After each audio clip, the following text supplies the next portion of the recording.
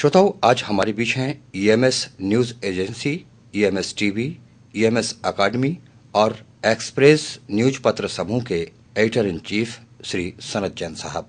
आपका आकाशवाणी स्टूडियो में बहुत बहुत स्वागत है। धन्यवाद। आज हम आपसे चर्चा करने वाले हैं मीडिया में रोजगार के बढ़ते अवसर। बहुत अच्छा विषय आपने चुना है जी। और इसमें आप जो भी जानना चाहते हैं मैं उसका पूरा जवाब दूंगा।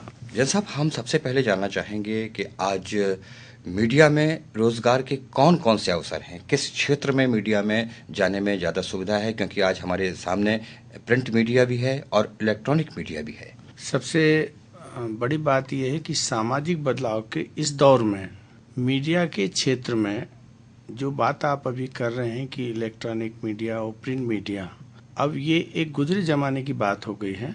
अब ये मोबाइल मीडिया हो गया है जी। और मोबाइल पे इलेक्ट्रॉनिक प्रिंट के साथ साथ पूरी दुनिया समाहित हो गई है। जी जी।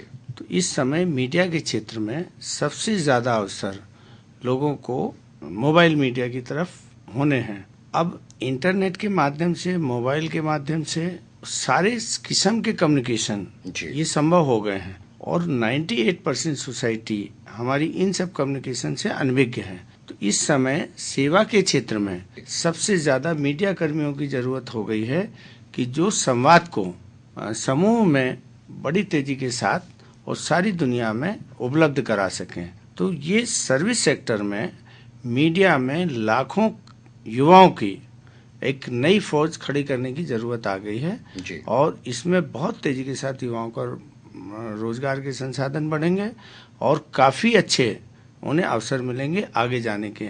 ये बात इसलिए कह रहे हैं कि जैसे आपने एक छोटा सा सेगमेंट लिया इलेक्ट्रॉनिक मीडिया और प्रिंट मीडिया, तो इस इलेक्ट्रॉनिक मीडिया और प्रिंट मीडिया की विशेषज्ञता अब सारी दुनिया में उपलब्ध है जी। और ये कंप्यूटर और मोबाइल के माध्यम से, इंटरनेट के माध्यम से अब सारी दुनिया तक पहुंच रही है। सबसे बड़ी बात ये कभी खत्म नहीं हो रही। तो कभी हम कल्पनाएं करते थे पौराणिक संदर्भ में कि देवताओं को जो वो सोचते थे वो उनके सामने हो जाता था। वर्तमान संचार माध्यमों ने लगभग यही स्थिति हर व्यक्ति के सामने लाके खड़ी कर दी है कि वो चीज जब जो देखना चाहता है वो तुरंत देख पाता है। हर व्यक्ति अब सारी दुनिया के सामने है और सारी दुनिया हर व्यक्ति के सामने है। जी जी। तो इसमें अब जो समझ पैदा हो गई है कि इसमें जो काम करने वाले लोग हैं जो इस नई तकनीकी से जुड़ के और वो लोगों को सर्विस दे के और बड़ी तेजी के साथ सारी दुनिया में उन्हें अवसर पैदा करा सकते हैं। जहाँ तक बुंदेलखंड क्षेत्र की बात करें तो बुंदेलखंड क्षेत्र एक पिछड़ा क्षेत्र माना जाता है। यहाँ पर बेरोजगारी बहुत ज्यादा है, लेकिन युवाओं तक वो जानकारियां उपलब्ध नहीं हो पाती हैं। किस तरह से मीडिया को चुने या मीडिया की लाइन को लेने के लिए उन्हें किस तरह की शिक्षा ग्रहण करना चाहिए या कौन सी ट्रेनिंग लेना चाहिए? देखिए, बुंदेलखंड आप बोल रहे हैं कि पिछड़ा है। अब ये पिछड़ापन अब खत्म हो चुका जी।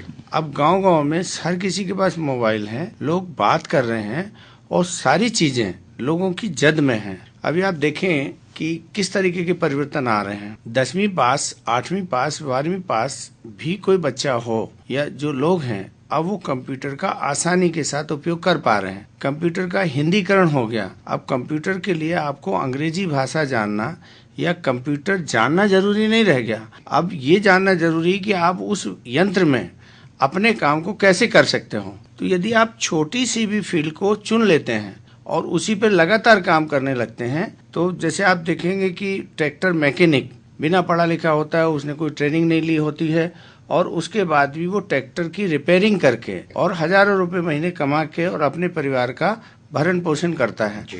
तो अब ये जो संचार माध्यम बड़ी तेजी के साथ विकसित हो गए हैं और समाज में जो विकास होता है, समाज की जो जरूरतें हैं उनको पूरा करने के लिए लोग चाहिए। तो उन जरूरतों से जुड़ के और किसी भी एक विषय से जुड़ के आप उसके साथ लगातार उसकी विशेषज्ञता हासिल कर लें। तो यंत्र अभी छोटे छोटे से हो गए कि कंप्यूटर पे आप डाटा टाइप कर लो, आप वीडियोग्राफी करिए, आपने उसकी फोटो ली, आप तुरंत ईमेल से सारी जगह पे भेज दो, आप फेसबुक में डाल दो, यूट्यूब में डाल दो। तो ये इस तरीके की जो विशेषज्ञता है ये हर किसी को नहीं आएगी। आज रेल की टिकट मोबाइल पे हम टीसी को दिखाते हैं, लेकिन वो टीसी जब तक हम इंटरनेट पे जाके या मोबाइल पे जाके उस टिकट को बुक नहीं करेंगे तब तक उसका परिणाम तो हमारे पास नहीं आएगा। तो एक आदमी बीच में उसको जानने की जरूरत है, जिसने केवल रेलवे की टिकट ही बेचने लगे और एक गांव में बेचने लगे तो रोज 150 आदमी उस गांव के बाहर की यात्रा करते हैं, लेकिन वो अब टिकट कहाँ ले पा रहे हैं? वहाँ रेलवे स्टेशन भी नहीं है, उनके पास कोई संसाधन भी नहीं, लेकिन उनके मोबाइल पे टिकट घर बैठे आ गई। 10 रुपए 20 रुपए उसका जो सर्विस चार्ज है वो दे दिया। तो सोसाइटी में जो भी काम हो रहे हैं वो सब अब इंटरनेट पे आ चुके हैं और इंटरनेट अब मोबाइल पे आ गया है और सारी चीजें मोबाइल पे उपलब्ध हो रही हैं। तो ये जो सामाजिक बदलाव में संचार माध्यम ने आपको हर जगह की चीजें हर जगह उपलब्ध करा दी, तो ये सामाजिक परिवर्तन जो हो रहा है इसमें युवाओं को थोड़ा थोड़ा जुड़ना चाहिए और लगातार जुड़ के उसकी बारीकियों को यदि वो समझ लेते हैं तो कैरियर की सबसे ज्यादा संभावनाएं इस परिवर्तन के साथ जुड़ के और इसको थोड़ा थोड़ा सा जान के अब ग्राम पंचायत स्तर पे भी लोग 10-20 हजार रुपए महीने कमा सकते हैं। और पंचायत.net में हमने इसका एक प्रयोग किया है कि पंचायत.net में सरपंच की फोटो आ रही है, सचिव की फोटो आ रही है, हर ग्राम पंचायत की वीडियोग्राफी हुई है, हर ग्राम पंचायत तक कैसे पहुंचा जा सकता है उसकी पूरी जानकारी है और हर लेवल की हर योजना से कौन से लाभान्वित लोग हुए कौन से नहीं हुए।